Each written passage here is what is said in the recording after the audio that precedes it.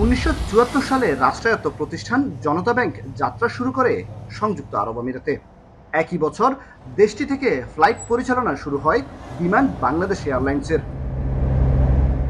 রাজধানী আবুধাবিতে প্রধান কার্যালয় ছাড়াও দুবাই, শারজা ও আলাইনে আরও 3টি শাখা রয়েছে জনতা ব্যাংকের। রেমিটেন্স প্রবাহ বাড়াতে শুক্র, শনি ও রোববার ছুটির দিনেও রাত 8টা পর্যন্ত প্রবাসীদের সন্ধ্যাকালীন ব্যাংকিং সেবা দিয়ে যাচ্ছে ব্যাংকটি।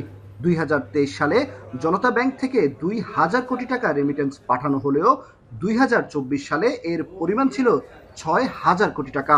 শ্রমজীবী, পেশাজীবী ও ব্যবসায়ী মিলিয়ে প্রতি বছর গড়ে প্রায় 1 লাখ গ্রাহক জনতা ব্যাংক থেকে রেমিটেন্স সেবা নিচ্ছেন বলে জানান এই কর্মকর্তা। বর্তমানে আমাদের 4টা শাখার মধ্যে আমাদের মোট অ্যাকাউন্টের সংখ্যা 65,000-এর অধিক। এর মধ্যে অ্যাক্টিভ অ্যাকাউন্ট হচ্ছে 37,000 থেকে 38,000। আমরা প্রতি বছর গড়ে 1 লক্ষ রেমিটারকে আমরা রেমিটেন্স প্রেরণের সুবিধা দিয়ে থাকি। সংযুক্ত আরব আমিরাতে ব্যাংকটির চাহিদা দিন দিন বাড়ায় ক্রমশ দৃশ্যমান হচ্ছে বেশ কিছু সংকট। এর মধ্যে জনবল সংকট যেমন রয়েছে, তেমনি 2019 সালে স্থাপন করা এটিএম দ্রুত অকেজো হয়ে পড়ে আছে।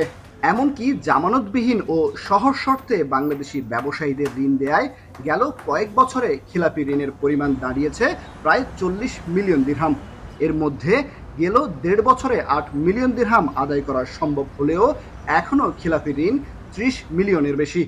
খেলাপি ঋণ গ্রহীতা তারা যখন আগ্রহ প্রকাশ করছে তাদেরকে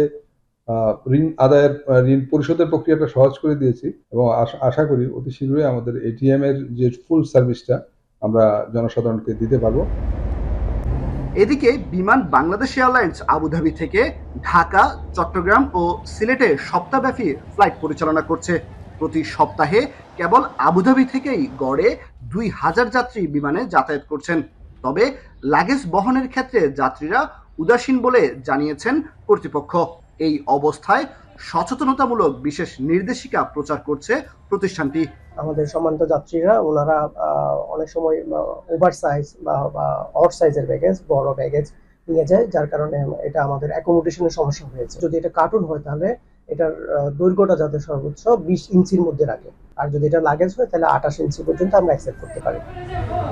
আবুধাবি থেকে সিঙ্গেল ব্যাগেজ ও জিরো ব্যাগেজ যাত্রীদের জন্য তুলনামূলক কম খরচে বিশেষ সেবা চালু রাখলেও দীর্ঘদিন প্রবাসী বাংলাদেশিদের মরদেহ পরিবহন না করার অভিযোগ রয়েছে বিমান বাংলাদেশের বিরুদ্ধে। যদিও কর্তৃপক্ষ বলছে ছোট ও মাঝারি ফ্লাইট পরিচালনার কারণেই জায়গা সংকুলান হচ্ছে না তাদের।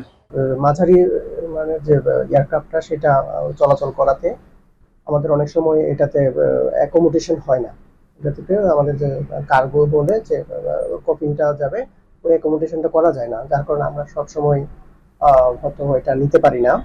দীর্ঘ 50 বছর ধরে দেশের রাষ্ট্রায়ত্ত ও জাতীয় পতাকাবাহী দুটি প্রতিষ্ঠান সেবা দিচ্ছে আমিরাতের প্রবাসী বাংলাদেশিদের।